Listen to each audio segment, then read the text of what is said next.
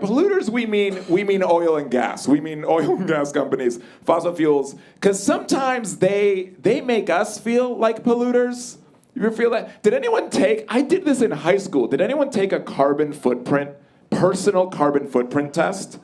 Yeah, some people have done this. I did this in high school, and it was I grew up very Catholic, and this test is just like things to make you feel guilty. Like they're like, do you ever drive? And you're like, oh, you know? And I was so like fluent in guilt and shit. I was just adding things. Like I was like, I've had impure thoughts.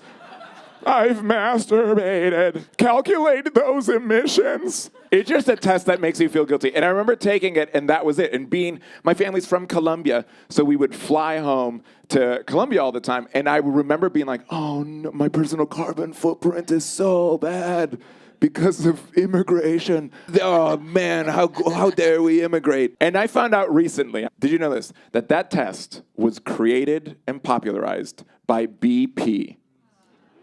By BP, to shift blame from what they're doing, they made us feel, isn't that wild? BP, famous for like spilling oil in the Gulf of Mexico and is like, do you ever drive?